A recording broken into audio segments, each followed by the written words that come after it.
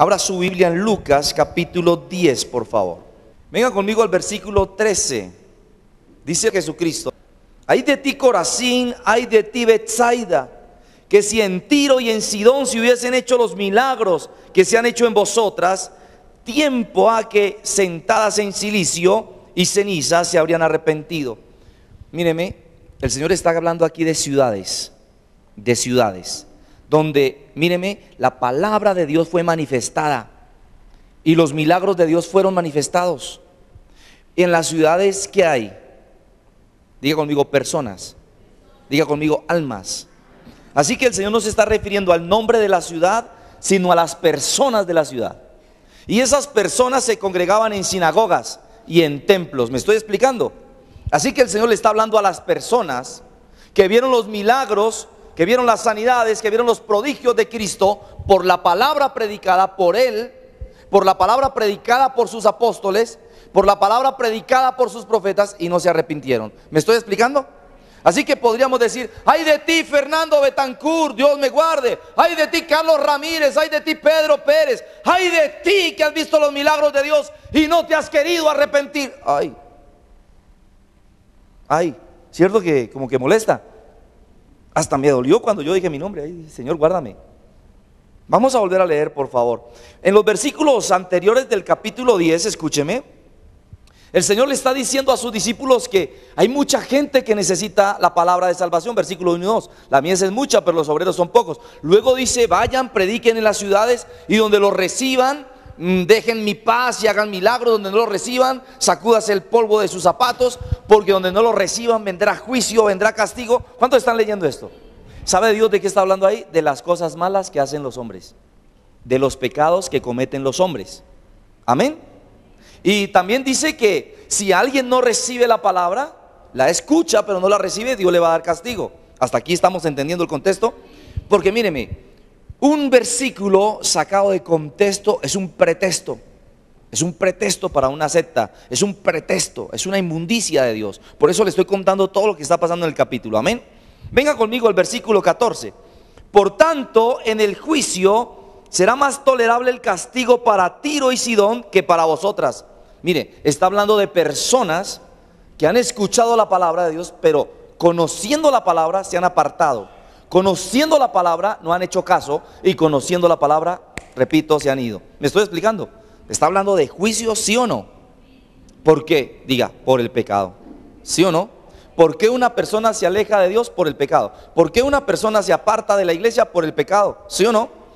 A veces, míreme, quiero hacer esta aclaración, y valga la aclaración. Hay personas que se alejan de la iglesia no por el pecado, sino porque, repito, el diablo quiere sacarla de una iglesia de poder para llevarla allá a un lugar donde esté, donde ni sí con sa, donde con el diablo no se metan. Porque hay muchos pastores que predican: cuidado con el diablo. Esas iglesias que predican tanto del diablo, eso no es de Dios, porque es que el Señor ya venció al diablo en la cruz y ya no hay nada más que hacer. Mentiroso Satanás. Amén. No se vaya a avispar usted y verá lo que le pasa.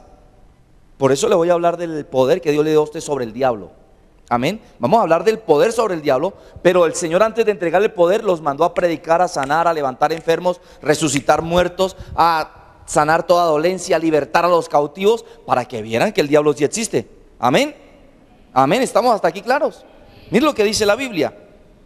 Por tanto, versículo 14 otra vez: por tanto, en el juicio será más tolerable el castigo para Tiro y Sidón que para vosotras. Y tú, Capernaum, que hasta los cielos eres levantada y hasta el Hades serás abatida. Míreme. Y tú, Pepito Pérez, que ahora tienes la bendición económica que yo te di, que ahora tienes nombre, que hasta gobernador de algún departamento eres, que hasta alcalde eres, que hasta ministro eres, o dueño de empresa, o misionero, o evangelista, o que te tienen arriba, que los hombres te adulan y que yo te he dado todo el dinero, serás abatido hasta el infierno. ¿Alguien está entendiendo?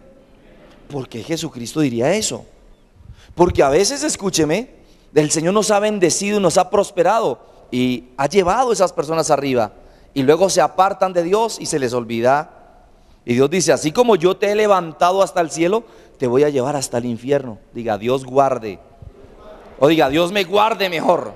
Amén. Versículo 16, aleluya. El que a vosotros oye, a mí me oye. Y el que a vosotros desecha, a mí me desecha. El que me desecha a mí, desecha al que me envió. Míreme, ahora sí está entendiendo que está hablando de personas. No tanto la ciudad, está hablando de personas, de gente, de almas. Amén. El que recibe la palabra, a Cristo recibe. El que a Cristo recibe, al Padre eterno recibe. El que desecha la palabra, así sea cristiano o sea cualquier clase de persona que escuche el mensaje, desecha la palabra. El que desecha la palabra o el mensaje, desecha a Jesucristo. El que desecha a Jesucristo, desecha al Padre. El que desecha al Padre, desecha al Espíritu Santo. ¿Me estoy explicando, iglesia? Por eso la palabra dice que no todo el que le dice Señor, Señor, entrará en el reino de los cielos. Amén. Pero Señor, en tu nombre echamos fuera demonios. Pero Señor, en tu nombre hicimos milagros. Dios dice: apartados de mí, hacedores de maldad, nunca os conocí. Mateo capítulo 7, échele una leída ya en casa. Venga conmigo por favor, versículo 17. Volvieron los 70 con gozo. Diga, volvieron de predicar y de evangelizar. Y mire lo que le dicen al Señor Jesús.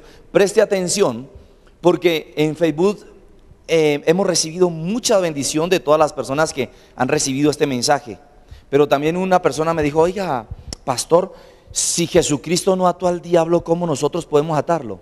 Escuche, porque usted sí tiene poder para atar al diablo, y usted sí tiene poder para deshacer sus obras, y usted sí tiene el poder para devolverle el baldón, o sea, para devolverle todo el sufrimiento que usted tiene. Está sufriendo porque lo echaron por el trabajo, devuélvale ese sufrimiento. Está sufriendo por una enfermedad, devuélvale esa enfermedad. Está sufriendo por falta de trabajo, devuélvale ese sufrimiento. Está sufriendo porque tiene un familiar muy lejos, devuélvale todo lo malo que el diablo le ha mandado a usted, devuélvaselo. Nehemías capítulo 4 versículo 4 le da a usted el poder de devolverle el baldón al diablo. ¿Hay alguien aquí?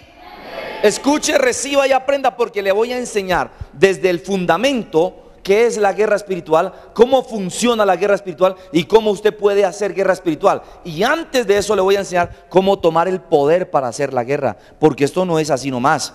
Hablamos de cartografía espiritual, hablamos de métodos de guerra espiritual, hablamos de guerra espiritual y toda su parafernalia, pero no hablamos de cómo es, de qué, cómo se usa, qué es eso. Eso es lo que vamos a enseñar, amén. Venga conmigo otra vez. Volvieron los 70 con gozo diciendo: Señor, ¿aún qué? ¿Aún qué? No le estoy escuchando, iglesia. ¿Aún qué?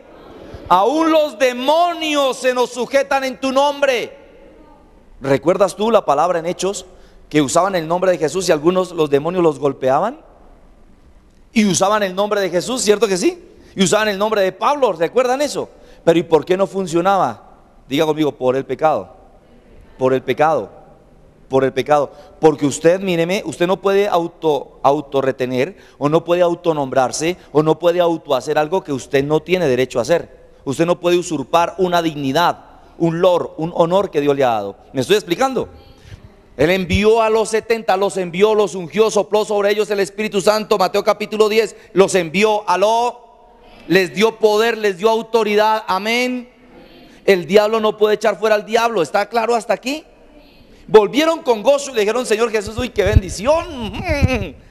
Los demonios se nos sujetan en tu nombre, aleluya. Milagros, prodigios, sanidades. Pero mire lo que les contesta el Señor. Les dijo: esto es verdad. Mire, versículo 18. Y les dijo: yo veía a Satanás caer del cielo como un rayo. Míreme, Satanás cayó a la tierra como un rayo. Míreme, ¡pah!